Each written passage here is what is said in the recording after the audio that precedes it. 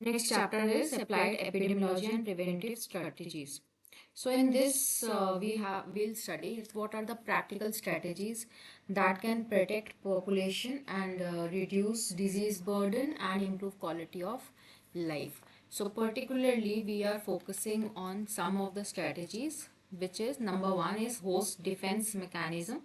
Means we have to understand how the body resists infection through innate and acquired immunity, which will help us explain why some individuals remain healthy while others fall ill. Then, immunizing agents, which are vaccines, immunoglobulins, and anti-serum uh, solutions, which are powerful tools that provide protection against specific diseases and form the basis of preventive medicine. Next is cold chain system. The effectiveness of vaccines depends on proper storage and transport. So cold chain system tells us that how the recommended temperatures can be maintained and how the effectiveness of vaccines uh, can be maintained while the transportation is being done. Next one is disease monitoring and surveillance. So continuous observation and systematic uh, data collection allows early detection of outbreaks, assessment of trends, and timely public health response. And last one is the screening for disease. Screening means identifying diseases in their early stages through screening programs helps us to provide secondary prevention. Thus, we can try to reduce the complications and thus mortality. So, together, all these six areas are there, which acts as the practical arm of epidemiology, and we'll cover them one by one. First one is host defense mechanism. Host defense mechanism means what is the host's immune system? Means we are trying to study the immune system of human body, where we'll come to know that it's a local and systemic general target. It means the immunity is provided, immunity is there in human body, and newborn receives passive immunity from mother via placenta, which provides protection for the first few months of life. Then maternal antibodies, which are present in cord blood along with breast milk, other presence of fetal hemoglobin, etc., creates biological sheet against the infection. So there are various immune systems working in the body. So if we talk of types of host defenses, like number one is innate immunity, the other one is specific immunity. The one we talked of is active and passive immunity, right? So innate is non-specific immunity that is present at birth and it acts as the first line of defense. So its components are like physical barrier, skin, mucous membranes, gastric acid, neutrophils, macrophages, and physiological response like fever also acts as a immunity to the body. Next is the specific immunity where activated microbes are introduced into the body. So they provide antigen specific protection through recognition, elimination, and memory. So this is divided into two forms like active and passive immunity. So now we'll study active immunity. Active immunity is immunity acquired after infection or immunization involving humoral and cellular responses, and it is usually long lasting and specific to the pathogen. And how do we acquire active immunity? Number one, after clinical infection, like if we get measles, rubella, or chickenpox, then the antibodies will develop in the body and we'll get immunized. After subclinical infection, like diphtheria or polio, then or after vaccination, right? So these are the three ways by which we can acquire active immunity. Now, what are the immune responses? Now we can get primary response and secondary response. Primary response means it occurs after first exposure to an antigen. Latent period is of 3 to 10 days before antibodies appear. IgM IgM is the first antibody produced, followed by IgG. So IgM rises quickly but declines, but IgG peaks later and persists longer. Memory cells, which are B and T lymphocytes, are generated and they establish immunological memory. And these are all influenced by antigen dose, type, route, and host factors. Next, we talk of secondary response. Now, this response is triggered by re exposure to the same antigen. So IgM appears briefly, but IgG's value is dominating, it's higher, and longer lasting levels are obtained. So this is a rapid, robust response, and it is the basis of vaccination and revaccination. Now, how many types of active immunity is that there? There are three types of active immunity. Number one is humoral, second is cellular, and third is the combination. So, humoral immunity is mediated by B lymphocytes, produces antibodies like IgG, IgM, IG8, IgD, or IgE. Antibodies neutralize the microbes or toxins. They are highly specific, means each antibody is produced in response to a particular antigen and it targets a particular antigen. But what is the limitation? Limitation is it cannot protect against all antigenic variants. Cellular immunity, it is mediated by T lymphocytes, important for pathogens resistant to antibodies.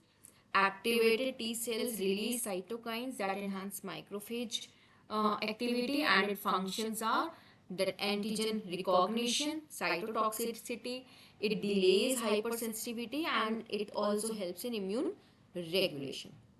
If we talk of a combination of humoral and cellular, it means we are talking of both B cell, T cell involved in the immunity, plus macrophages and NK cells are also present, and they also have a very important role playing in the immune system of the body. So helper T cells stimulate antibody production, suppressor T cells regulate it. NK cells and antibody dependent cytotoxic cells provide additional defense. So effective vaccines must elicit both humoral and cellular immunity. So this was all for your active immunity. Now we come to passive immunity. Passive immunity means it is the transfer of pre-formed antibodies from one individual to another, providing immediate but temporary production.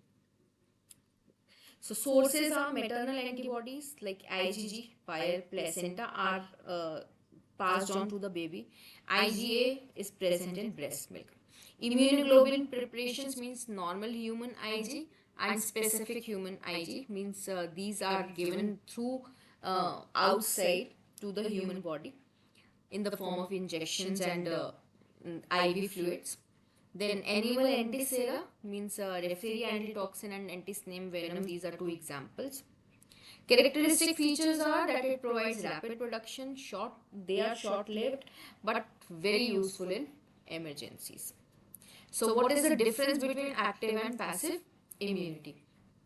So if we talk of source means host produces antibodies, and in passive antibodies are transferred from outside. Onset is slow in active but immediate in passive. Long lasting effect is there in active, but it is short lived in passive immunity. The immunological memory develops throughout the life in active immunity, but there is no memory in the passive one. And vaccination is one of the example for active immunity, while the antibody is given through mother to the child, and various immunoglobulins when injected are examples of passive immunity. So now, what is the epidemiological relevance and why we are studying this immunity here? So these host defense mechanism explain immunity, herd protection in population, and this it provides us that how should we go on with the vaccination programs. So it is very important if we talk of post-exposure prophylaxis, immunodeficiency states for HIV, malnutrition. These all alter the host defenses, so this increases the disease burden. That also we come to know through the study of various defense mechanism of human body. And Yes, we can also have the screening programs, vaccination drives, and outbreak control strategies if we are means going with the host defense mechanism as a preventive strategy for public health. So this was all for your host defense mechanisms.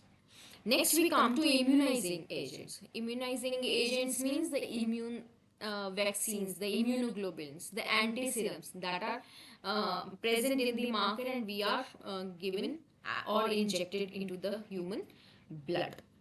So vaccines, we all know, we these are prepared from live attenuated organisms. They are also prepared by killed organisms, toxoids, subunit fractions, recombinant products. Examples we all know: BCG, OPV, measles, MMR. We have multiple of vaccines present in the market today. So number one in this is live attenuated vaccine. So it contains weakened but viable organisms, BCG, measles, oral polio. These are live attenuated vaccines. So what are the advantages for this? Like the organisms replicate in the host, produces antigenic doses, contains major and minor antigens, interact with specific tissues and provide long lasting immunity with a single dose. What are the limitations? Limitations means it is contradicted in immunocompromised patients and pregnancy. It requires strict cold chain maintenance and there it's rare that risk of reversion is there, but it is not so. Next in the group is killed vaccine or inactivated vaccine. Inactivated means they are inactivated with the help of heat or chemical. So they cannot replicate in the host, hence safer but less immunogenic.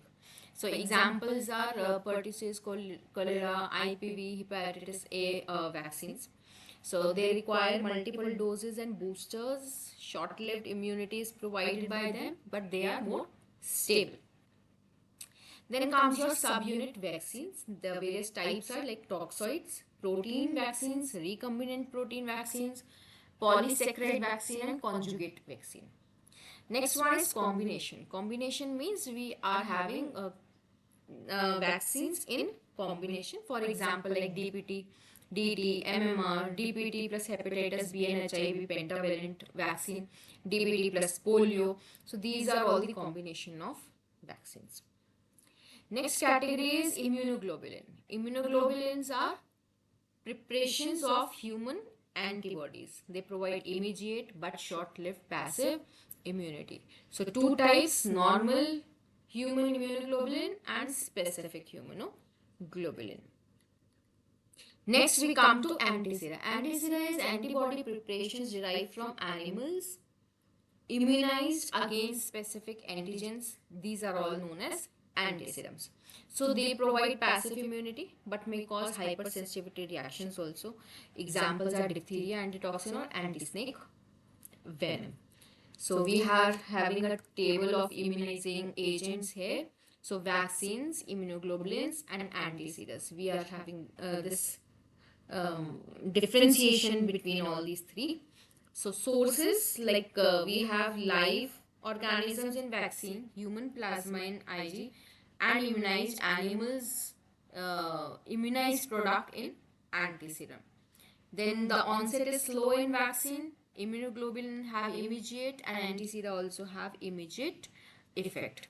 The duration, there is long lasting effect in vaccine, there is short effect in immunoglobulin and short in antiserum also. Memory is there only in vaccines. All three are safe, but some hypersensitivity issues can be there in antiserum. And these are the examples like vaccine ka BCG, immunoglobulins is RIG and anti-snake venom is for antiserum. So again, what is the epidemiological relevance of studying these vaccines? So these are the foundation of disease eradication and elimination programs. These are very critical for post-exposure prophylaxis and these are also central to national immunization program and varied global health strategies also. So this was all about your immunizing agents.